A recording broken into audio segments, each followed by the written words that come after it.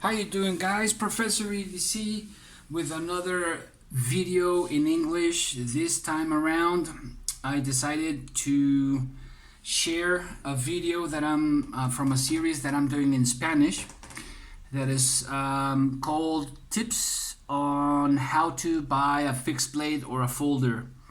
And the topic that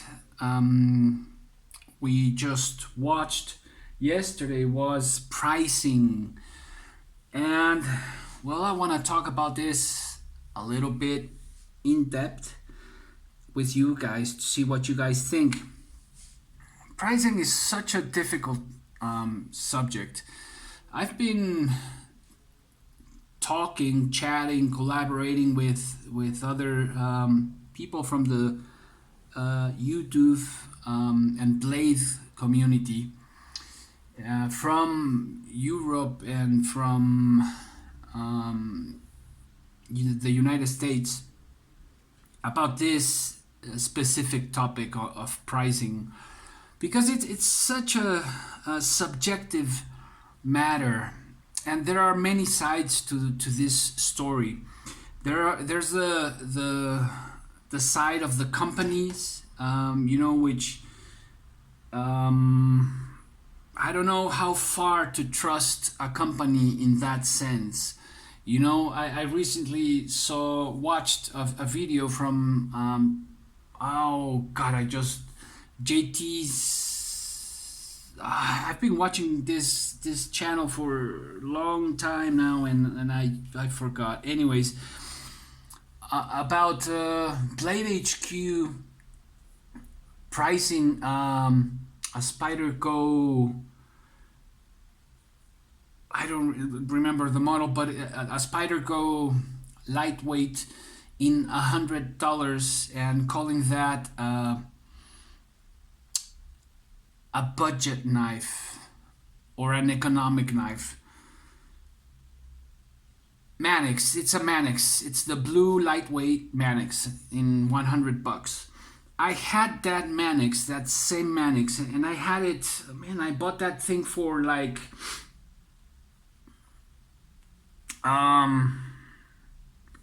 80 bucks or something, and now seeing it in $100, and this guy's calling it budget. That's just. And I mentioned this in his comment that that's they are raising the bar of what budget and economic is, and that's just unethical in my from my point of view. And that's something that we get a lot from companies. I don't care what company it is. I love all knives. I don't care if they're made in America. I love all knives. I don't care if they're made in China. I love all knives. As long as they are well made, I think quality speaks for itself. You don't have to mention if it's from Mexico or from Honduras or from China or the United States. Yeah, of course, we're going to see that it's US made, Colorado, and all that. Well, this is actually made from Taichung. But those that are made in the US, the Atom, for example, such a great knife, and we know that it's made in the US, right? But quality speaks for itself. And in that sense, here's another thought talking about that. How many generations do you think have seen this knife? It's been out there for such a long time, and it's such a wonderful, such a great folder. And yeah, it's hefty. It's a heavy knife, but then again, it's such a wonderful model, timeless, right? And it's the materials are pretty simple, pretty wonderful. It doesn't have a super steel, and it still works. And this is these have been legacies. I mean, they have been given generation over generation, from grandfather to father to son, and they are great knives. And the price on that, I think it's a fair price. And then we have some other companies and some other materials. I understand that some materials cost more than others, but we all get wrapped up in this super steel hype, you know, that we stop seeing certain things.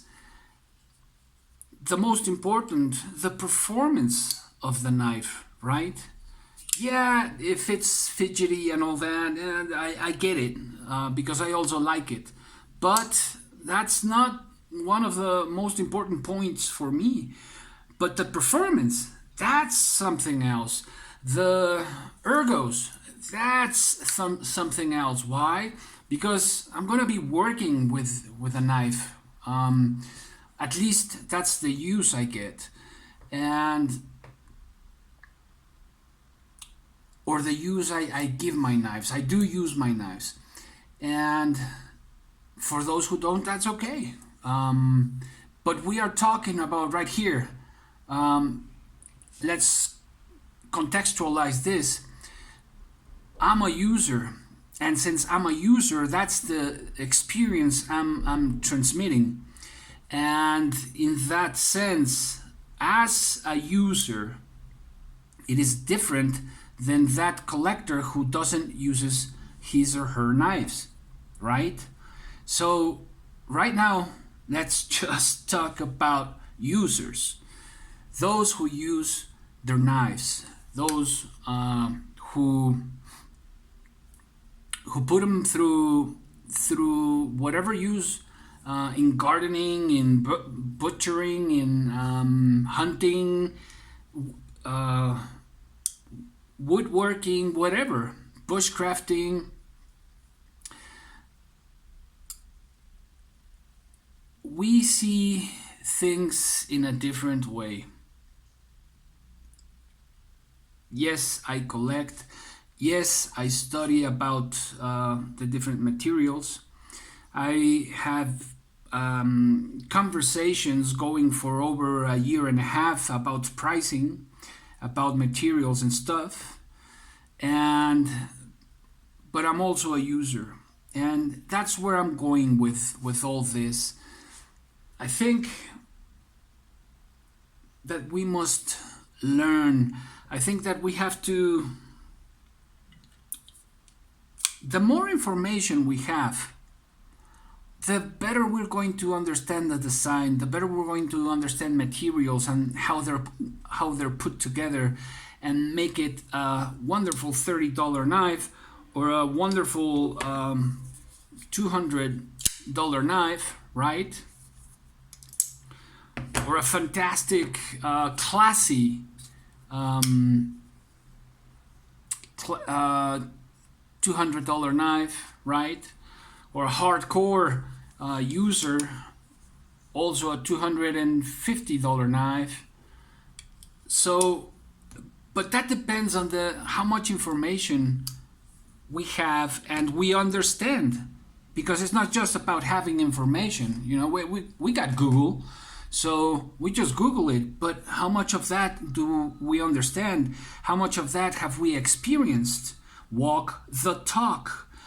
That's the main point here, to walk the talk. You know, we got good materials, good quality, and pretty good ergos, and great pricing. So then, why do we have all this truly expensive stuff. For that, we have a lot to understand on how something is put together, right? Not only the materials, but how they're put together and the precision that they're put together with. So, in order for it to function the way it functions. And then we also have to pay attention to details.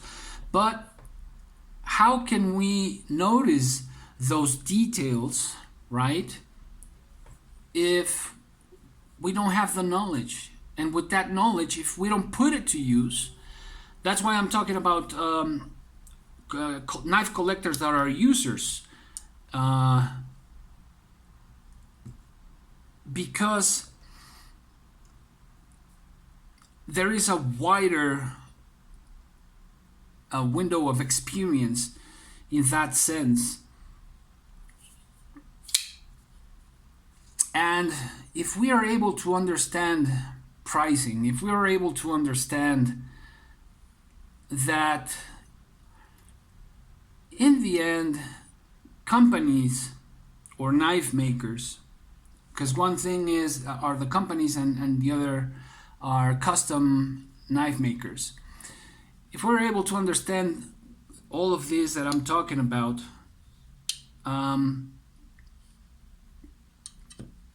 we'll be able to determine what to buy and what not to buy, and if we are happy with that buy or we're not, or we find out that it was or wasn't worth it, even if it's a $20 knife, was it worth it? Well, that's my experience is going to give me that, my baggage, what I'm carrying with me, and that is knowledge, and that is experience. That's why I give so much importance to that point, because in the end, that's what's going to dictate what's right or wrong for us. The companies and the knife makers may set a price, but in the end, we, the people, decide to buy it or not to buy it. I hear many people saying, oh, this knife maker should charge more. Please think about what you're saying, because you're raising the bar, and that's totally subjective, and that comment may affect a whole lot of people. So we gotta be careful with what we say, and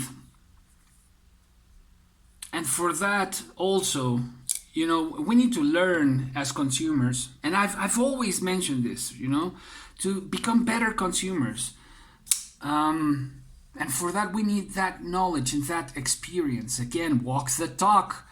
So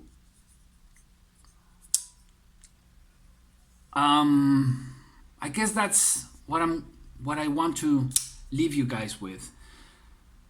Let's walk the talk. Let's experience our blades for those who are users. Let's have bigger, deeper conversations about this, and share information, because that is also food for thought. These wonderful conversations I've been having with a lot of you guys, and that has made me have a wider perspective and a better point of view on things. I may have criticized some prices in the past, and it was called to my attention certain details that I did not know, and that how do you say, that made my ignorance a little bit less. And there's nothing wrong with that. Wrong would be to know about that ignorance and do nothing about it and just let the ignorance be, you know? That would be wrong. But again, walk the talk and let's meet in the middle and share our experiences on pricing. Companies, knife makers may say whatever they want and set their prices, but in the end, we buy or we don't. We have the power. Let's not forget about that. Anyways, hope you enjoy it. Hope to hear your comments down below. And as a professor, I'm going to leave you some homework. Subscribe if you haven't subscribed. Share.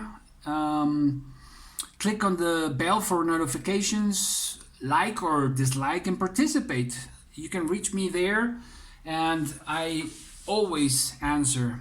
So you guys have a wonderful rest of the week. Take care. Professor EDC out.